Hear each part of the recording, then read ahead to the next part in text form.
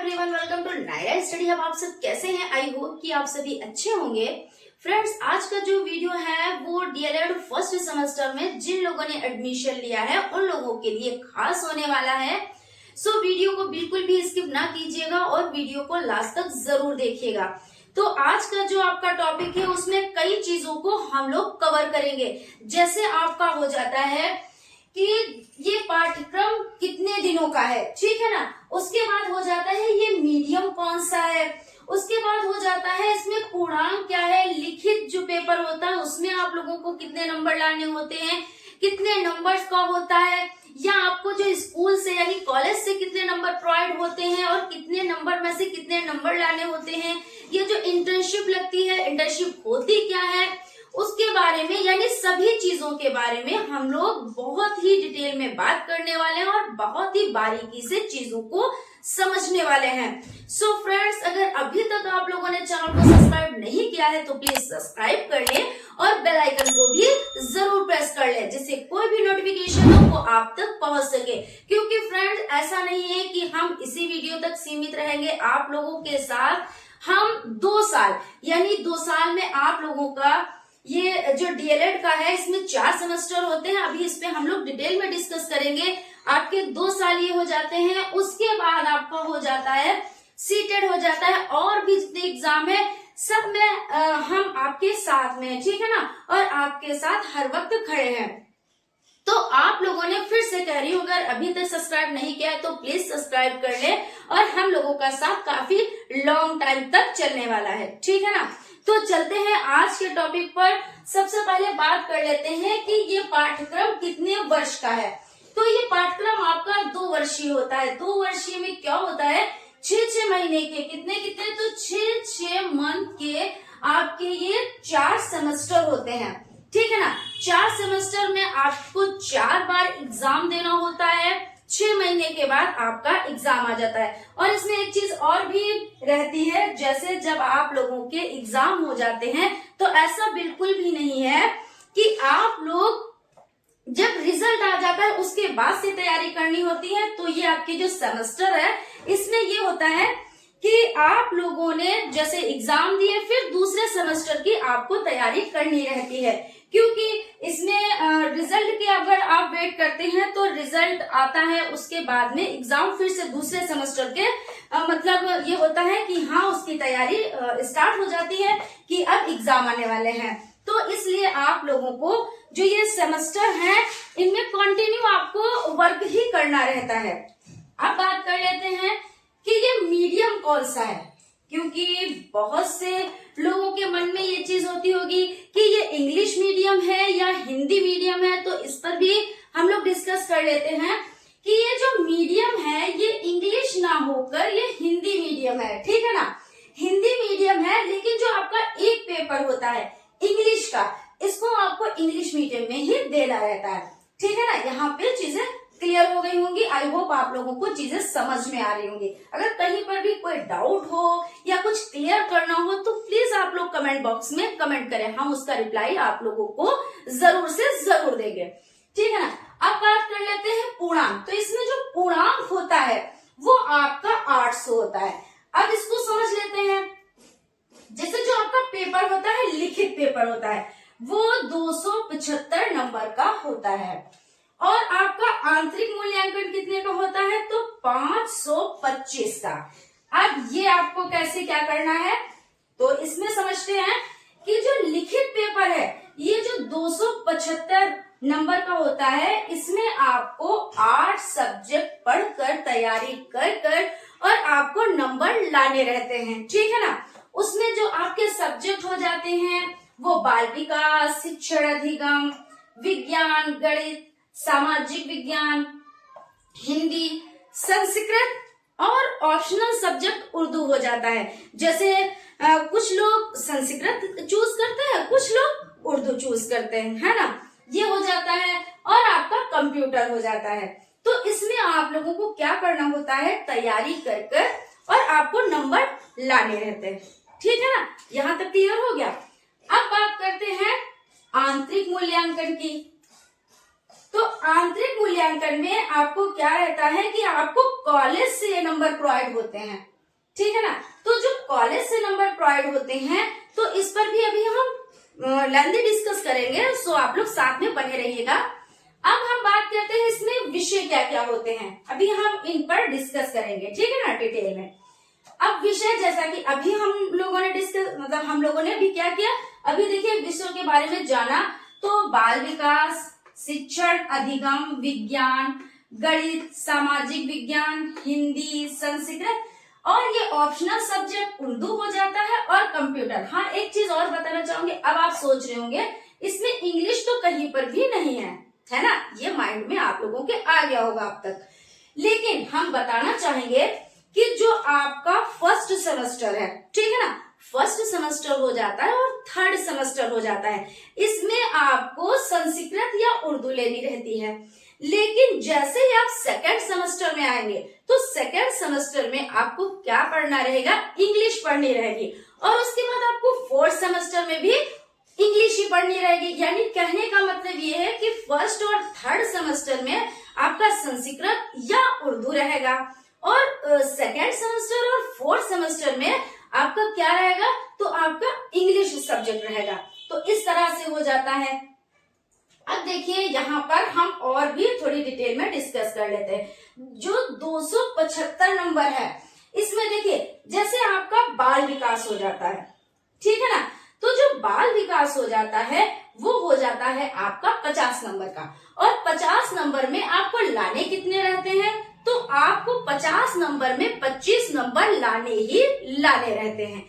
उसके बाद शिक्षण, अधिगम हो जाता है, और आपका क्या हो जाता है, सामाजिक विज्ञान हो जाता है। इन 3 सब्जेक्ट्स में आपको 50 नंबर के होते हैं ना, तो इसमें आपको 25 नंबर तो लाने ही रहते हैं। उसके बाद जैसे आपका विज्ञान सब्जेक्ट हो गया, गणित सब्जेक्ट हो गया, हिंदी, संस्कृत या उर्दू, और कंप्यूटर, ये 25 नंबर के होते हैं, और 25 नंबर में आपको 12 नंबर लाने ही रहते हैं, ठीक है ना। यहां तक क्लियर हो गया। आगे बढ़ते हैं।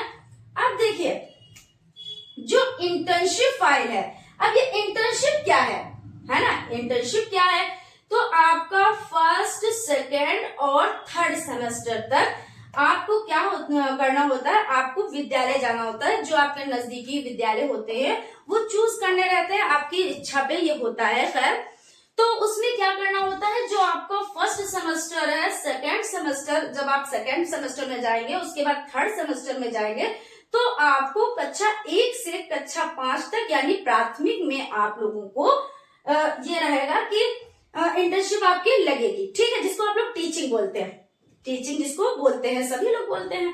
उसके बाद जब आपका फोर्थ सेमेस्टर आएगा, यानी आपने थर्ड सेमेस्टर के एग्जाम आपने दिए, उसके बाद आपकी जब इंटर्नशिप लगती है तो आपकी जूनियर में लगती है, यानी 6 से 8 तक में, ठीक है ना। कोई विद्यालय सम्मिलियन होते हैं तो उसी विद्यालय में आप लोग जा सकते हैं।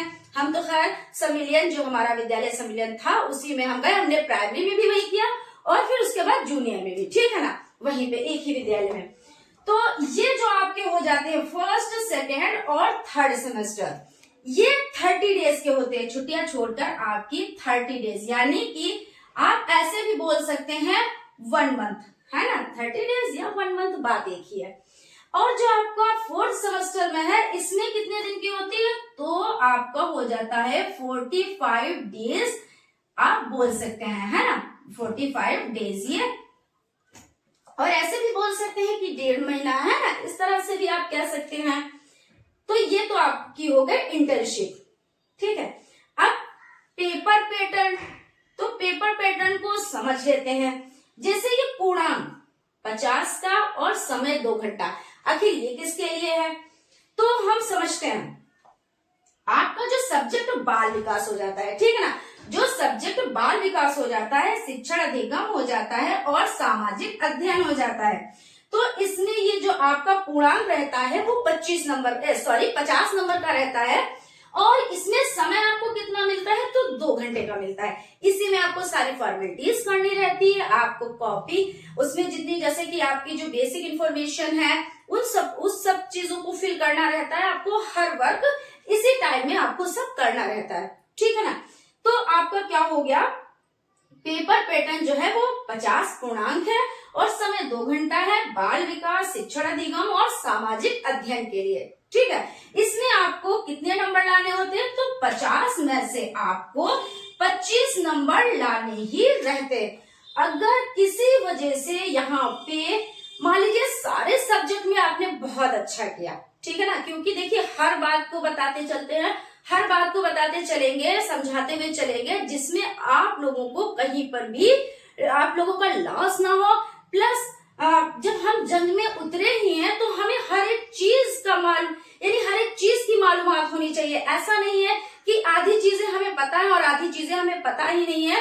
तो कुछ लोग क्या करते हैं, जैसे पूरी नॉलेज ना होने की वजह से क्या हो जाता है कि जब नॉलेज ही नहीं है तो कुछ लोग ये सोचते हैं, अभी पिछले में जो आपका बैच था, पिछला बैच, तो उसमें काफी लोगों की बैक लगी। क्या रीजन था आखिर, क्योंकि पूरी नॉलेज नहीं थी। कि ऐसा कुछ लोग तो ये सोचते थे, शायद हमारे ख्याल से, कि जितना हमको आता है वो इनफ है, लेकिन ये डीएलएड है, इसमें एक्यूरेट चीजें आनी चाहिए। ऐसा नहीं है कि हमको जितना आता है वो इनफ है, इसमें बड़ी बारीकी से कॉपी चेक की जाती है और जो रिजल्ट आता है वो 30%। अब 30% जब आप सुनेंगे 35%, तो आपको क्या कि मतलब 100 में 30 बच्चे पास हुए। इसका रीजन क्या है, रीजन यही है कि पूरी मालूमात ना होना और दूसरी बात बहुत ही इसको यानी कहने का मतलब यह है कि इसको सीरियसली ना लेना, लेकिन आप लोगों को सीरियसली लेना है। हालांकि ऐसा नहीं है कि कोई चीज नामुमकिन नहीं होती है, कोई चीज इम्पॉसिबल नहीं होती है, लेकिन चीजों को जब आप समझेंगे, मेहनत करेंगे, तो कहते नहीं है कि मेहनत का फल कैसा होता है, तो मीठा होता है। ठीक है, तो यहाँ तक हो गया। आप चलते हैं, देखते हैं, यहाँ पे आ जाते हैं अपने पॉइंट पर। तो यहाँ पे आपको हो जाता है बाल विकास, शिक्षण अधिगम, सामाजिक अध्ययन, ये आपके 50 नंबर के हैं, इसमें 25 नंबर लाना ही रहता है। अगर किसी वजह से 1 नंबर भी कम हो गया तो आपकी बैक लग गई, आपने भले ही अदर सब्जेक्ट में कितने ही अच्छे नंबर आपने गेन किए हों। ठीक है ना, यहाँ पे ये चीज हो जाती है। अब समझ लेते हैं 25 नंबर के पेपर। आखिर 25 नंबर के कौन से पेपर होते हैं और उसमें टाइम कितना मिलता है, तो जो 25 नंबर का पेपर होता है उसमें 1 घंटा मिलता है ना, 1 घंटा मिलता है आपको। उसी में आपको सब कुछ करना रहता है, सारी फॉर्मेलिटीज करनी होती है, कॉपी की स्वच्छता, सुंदरता, हर चीज का ख्याल भी रखना होता है, राइटिंग का भी ख्याल रखना होता है, प्लस आपको सारे वर्क भी करने होते हैं। ठीक है ना, तो समझ लेते हैं। इसमें जो 25 नंबर का पेपर है तो उसमें आपको 1 घंटा मिलेगा और उसमें विज्ञान सब्जेक्ट, गणित सब्जेक्ट, संस्कृत या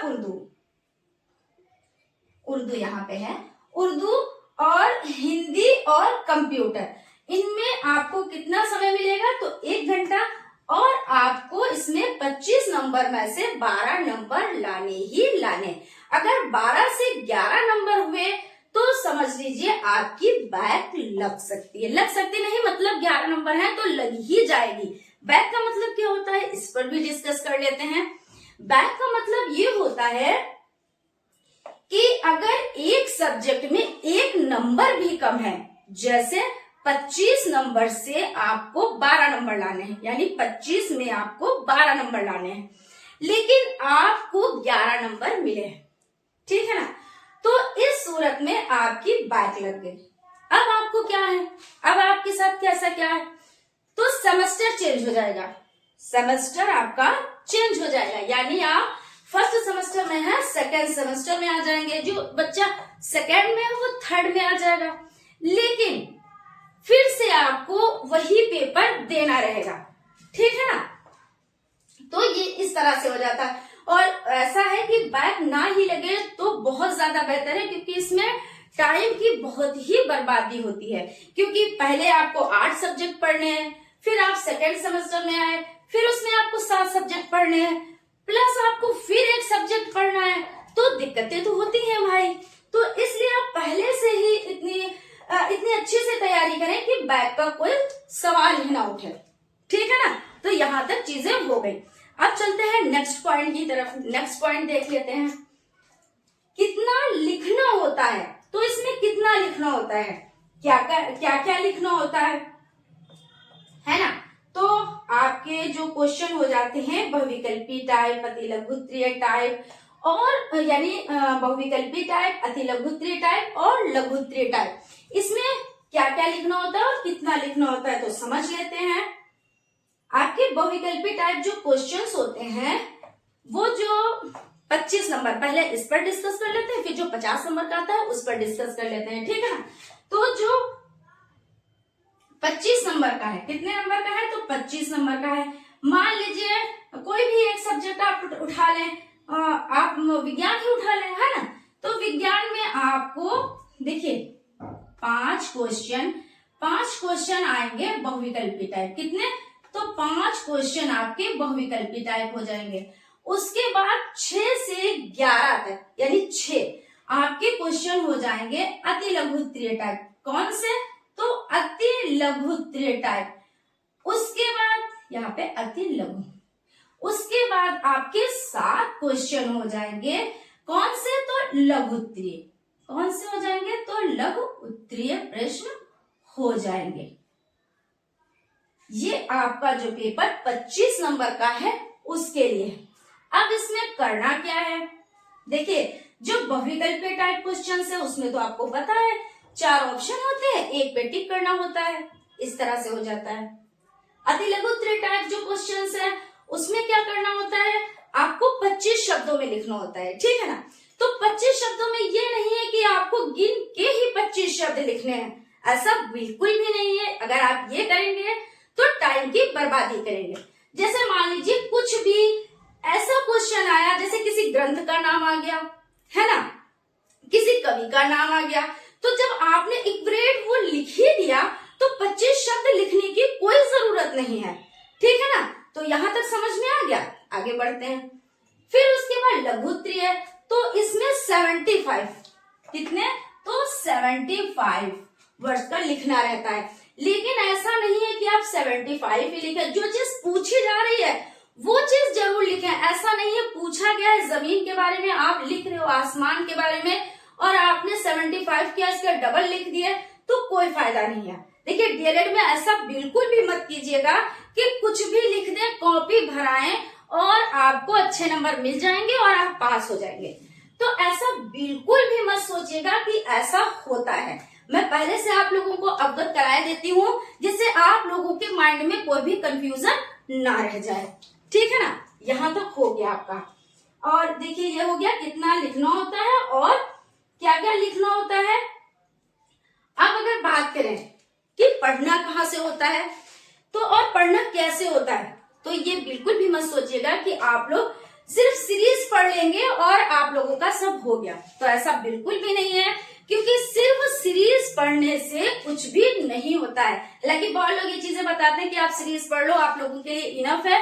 बिल्कुल भी नहीं है, क्योंकि आपको सिर्फ डीएलएड फर्स्ट सेमेस्टर को निकालना नहीं है।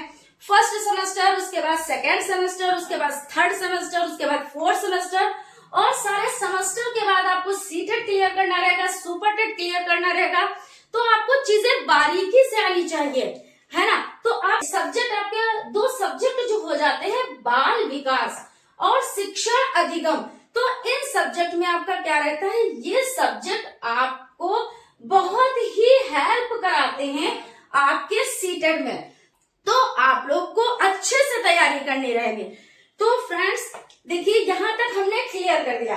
अगर कोई चीज रह गई है, कहीं पे कोई डाउट है तो प्लीज आप लोग कमेंट बॉक्स में कमेंट करें। और फ्रेंड्स एक चीज बताना चाहेंगे कि इसमें जो चीजें रह गई हैं वो हम नेक्स्ट वीडियो में कंटिन्यू करेंगे, ठीक है ना फ्रेंड्स।